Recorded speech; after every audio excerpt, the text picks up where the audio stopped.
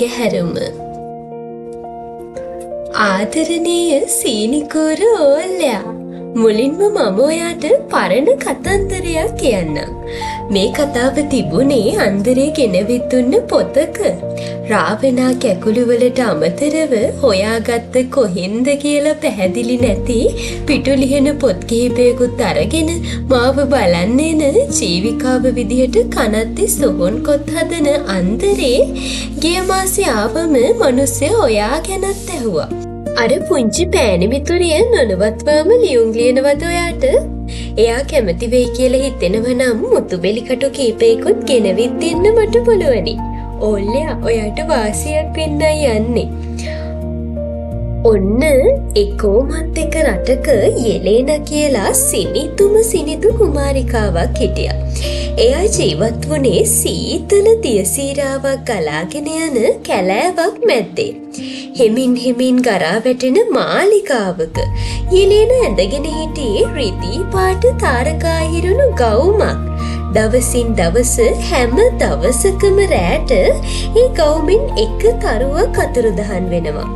ඒ වෙනුවට කැලෑවේ කොහේ හරි අලුත් පැලෑටියක් හැදෙනවා. ඒ පැලෑටි විදියටම තියෙනවද? රූස්ස ගස් වෙනවද? වැල් වගේ හැමතැනම එතෙනවද?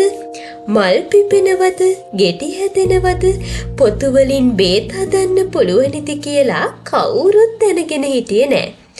අලුත් පැලෑටි පරීක්ෂා කරන්නයි ඒවට ගැලපෙන නම් තියන්නයි ඒවයේ ආයු කාලය තීරණය කරන්නයි කුරුමිට්ටෙක් හිටියා. එයා යෙලේනගේ දණිහ ළඟටවත් උස නැහැ. කතා කළේ විකාර භාෂාවක්.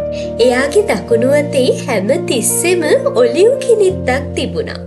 අලුත් පැලෑටි වලට පණයි නමකුයි දුන්නේ ඒකෙන්. ඔන්න කාලයක් යද්දී යෙලේනගේ ගවුමෙන් තාරකා අතුරුදහන් වෙන වේගය වැඩි වුණා. සමහර දවස්වලට තරු 4ක් 5ක් 10ක් වුණත් අතුරුදහන් වුණා.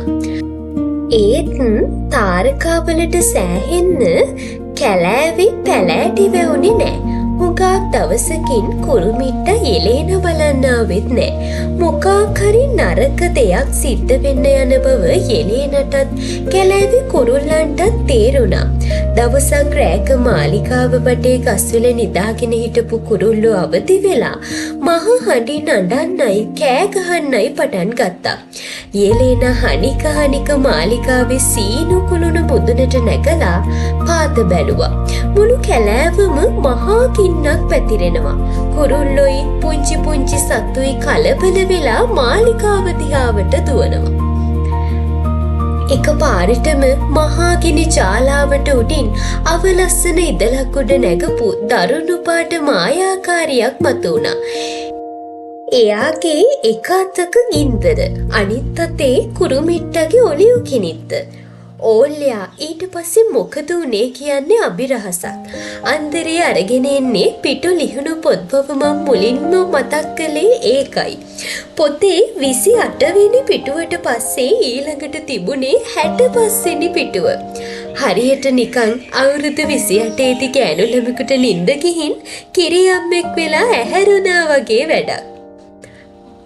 අපි ආයෙත් කතාව කියවන්න පටන් ගනිද්දී යෙලේනගේ ගවුම එක තරුවක්වත් නැහැ. මාලිකාව මුළුමනින්ම ගරා වැටිලා. කැලෑව කාන්තාරයක් වෙලා. යෙලේන ජීවත් වුණේ විශාල වැලි කන්දකින් වැහුණු දිගටි ගල් ගුහාවක් ඇතුලේ. කුරුමිට්ටට මොකද වුනේ? මායාකාරී මොකද කළේ? පැලෑටි තරුයි කැලෑවයි කෝ ඒ මොනවත් අපි දන්නේ නැහැ. හැබැයි එතන ඉඳලා අවසාන පිටුවට යනකල් යෙලේනට මොකද වුනේ කියලා එක පිටුවක්වත් අඩු නැතිව දැන් අපිට දැනගන්න පුළුවන්. ඔයා දන්නවද යෙලේනගේ ගවුමේ රැල්ලක උනන්දුවෙන් නොබැලුනොත් මිස කාටවත් නොපෙනෙන නැම්මක අතුරුදහන් වෙන්න අමතක වුණු තාරකාවක් ඉතුරු වෙලා තිබුණා. දවසක් එයා අහසේ තාරකා පිරිච්ච සීතල රෑක කාන්තාරේ හැම අතකටම ඇහෙන විදිහට ලස්සන සින්දුවක් කිව්වා. සින්දුව කියන ගමන් හරි අපූර්වට ඩාන්ස් කරා. ඇසෙන්නේ සුළඟේ විලාපය. ඈත වැලිකඳු නිම්න ඔස්සේ නුඹේ හදවත සදා හරිතයි. මොලොක් විහඟුන් සැරිසරයි. තුර ඈත මහ මුහුදු පෙදෙසින් නිල්ම නිය සිහිනක පතුලේ සින්දු කියනා සිලිටි මින්රල අඬගසයි මට අඬගසයි. බීච් තුරකින් කැලෑ මලකින් නොපෑරුණු හදවතක් ඉල්ලමි. කාන්තාරය ගැඹුරු නින්දක නෑසුනාසේ රැයගෙවයි. අනේ ආතර කුරුමිට්ටෝ අහන්න මායාකාර ඔලියු කිනිත්තකෝ. යෙලේන නටනකොට එයාගේ කවුම්සායේ කාන්තාර හුලගේ ලෙල දුන්නා. ඒත් එක්කම කවුම් රැල්ලක් ඇතුලේ හැංගිලා හිටපු තාරකාව බිම වැටුණා. යෙලේන පුදුම වෙන්නත් කලින් ඉතාම ඉක්මනින් සැරයක් දෙසරයක් දිලිසිලා අතුරුදහන් වෙලා ගියා. යෙලේනට ඇඬුණා. එයා උමතුවෙන් වගේ කාන්තාරේ කොහේ හරි අලුත් පැලයක් හැදිලාද බලන්න අහසේ තරුත් නිවිලා ඉර පායන කල්ම ඈතට ඇවිදගෙන ගියා. අන්තිමේදී එයා ආපහු හිටපු තැනටම ආවා. එතකොට හැම පුදුමයක්ම සිද්ධ වෙලා තිබුණා. තාරකාව අතුරුදහන් වුණ තැන පුංචි මල් පැලෑටියක් පැලවෙලා. එක රැයකින් මලකුත් පිපිලා. යෙලේනා ලොකු හුස්මක් අරන් ලෝකේ තියෙන ලොකුම හිනාව මූණේ පුරෝගෙන ඒ මලට නමක් තිබ්බා. හත්පෙති මල. මං හිතන්නේ ඔයා ඒ කතාව ඉදිරි හරිය දන්නවා.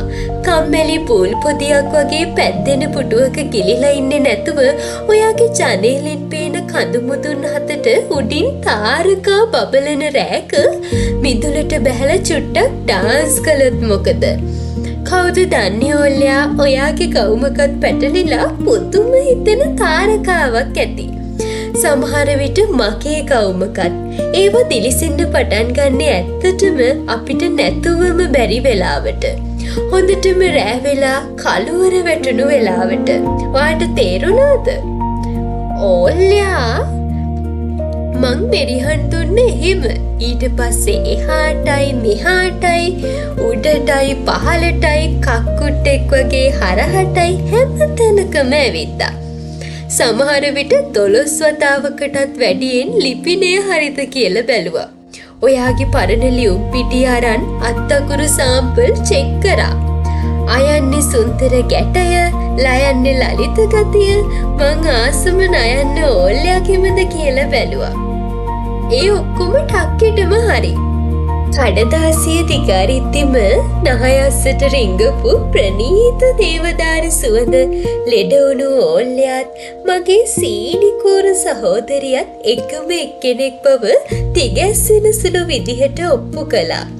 හැතැක්ම 100ටත් වඩා දුර ඉඳන් කෙනෙක්ව වැළඳගන්න විදිය තාම හොයාගෙන නැති හින්දා මං මගේ හැම ගවුමකම හදවතට කිට්ටුවෙන් රහස් සාක්කුවක් මැව්වා. ඒ ඉඩපොඩිත්ත නොවරදවාම ඔයාගේ ලියුමට. කැලෑ ඩේසිපත්තුරේ පිපුණු පළවෙනි මල් තුනටත් සනීපුණු ඔල්ලයා කියලා අත්සන් කරලා ළඟදීම ඔයා එවන ලියුමටත්. පුංචි නුවණක්කාරී මං හිතන්නේ මාර්යයි මමයි අලුපාට බලල් පැටියව හොයාගත්තා. දැන් ඔයාගේ වාරේ එයාට නමක් තියන්න. සදාකාලික ආදරෙන් යුමීසන්.